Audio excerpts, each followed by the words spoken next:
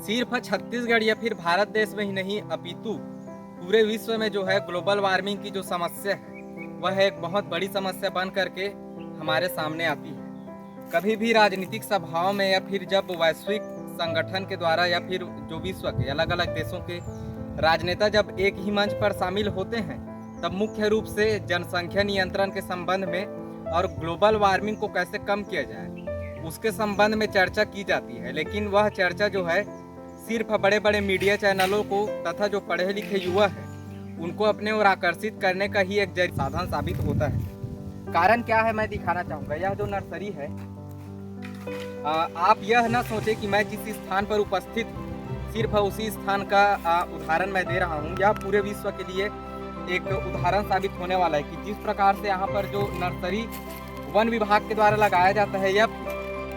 जो वृक्ष खुद से बड़े हो जाते हैं उन वृक्षों को गांव के कुछ जो लोग हैं अशिक्षित असभ्य लोग हैं उनके द्वारा काट दिया जाता है। मैं इस साइड भी दिखाना चाहूँगा कि कैसे जो पेड़ है वह कटे हुए हैं और यह जो है एक बहुत बड़ी चुनौती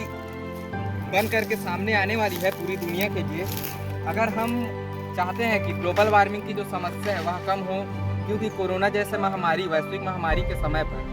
ऑक्सीजन की जो समस्या है वह पूरे विश्व में किस कदर से देखी जा रही थी यह आप सबको पता ही है। तो उस प्रकार के फिर से नया समस्या किसी भी प्रकार से हमारे बीच ना आए, इसलिए अगर आप वृक्ष नहीं लगा सकते तो ना लगाए, लेकिन कम से कम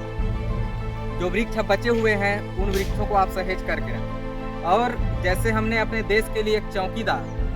बना करके चुन करके रखा हुआ है वैसे ही प्रत्येक गाँवों में भी एक चौकीदार होता है। उन चौकीदार के नीचे भी कई चौकीदार होते हैं जिनका जिम्मेदारी होता है कि गांव में जो प्राकृतिक संसाधन है, जो सार्वजनिक संपत्ति है तथा जो सरकारी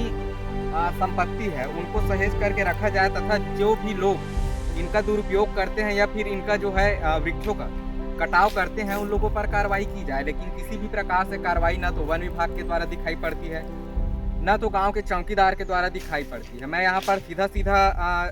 गांव के चौकीदार को ही दोषी साबित नहीं करूंगा। चौकीदार का मतलब आप समझ गए होंगे। मैं व्यंग्य का उपयोग इसलिए कर रहा हूं क्योंकि यहाँ पर सीधा तौर पर किसी एक व्यक्ति को मैं दोषी साबित नहीं करना चाहता। अगर आपके आसपास में भी इस प्रकार से वृक्ष हैं तो आप कोशिश करें कि उन वृक्षों को आप सहेज करके रखें।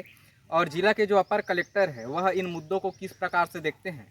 वह भी आप अवश्य सुने। और अगर आपको यह वीडियो पसंद आता है और आप भी चाहते हैं कि पर्यावरण का किसी भी प्रकार से हास ना हो, किसी भी प्रकार से जो है नदी के साइड में लगे हुए नर्सरी है अगर यह कट जाएंगे तो कहीं ना कहीं जो है मिट्टी का कटाव ज़्यादा से ज़्यादा होगा। और मिट्टी का कटाव अगर होगा, उपजाऊ मिट्टी का अगर बहाव होता है तो आने वाले जो समय है उनमें जो है नदी के किनारे जिन लोगों ने अपना निवास स्थान चुन रखे हैं उन लोगों को बहुत बड़ी समस्या देखने को मिल सकती है। तो आप सबसे मेरा निवेदन है वीडियो को लाइक अवश्य कीजिएगा और चैनल पर अगर आप नए हैं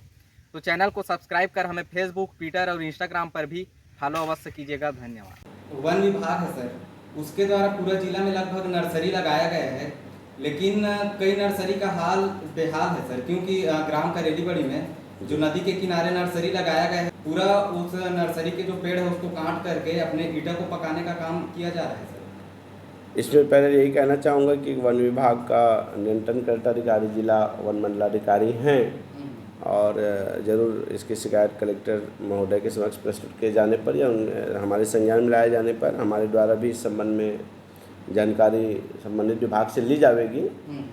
और ये शिकायत वन मंडलाधिकारी के समक्ष भी प्रस्तुत किया जाए। हो सकता है उनके संज्ञान में ना हो, क्योंकि मैंने सर एसडीएम, डीएफओ और सरपंच से भी इस बारे में कई बार न्यूज़ भी बनाया है, चर्चा भी किया है, यहाँ तक कि एसडीएम महोदया को भी बताया था जी जी, लेकिन उसके बाद भी ना तो सरपंच के द्वारा या पटवारी के द्वारा या कोतवालों के द्वारा किसी भी प्रकार से एक्शन नहीं लिया जाता है। देखिए ये आपके द्वारा संज्ञान में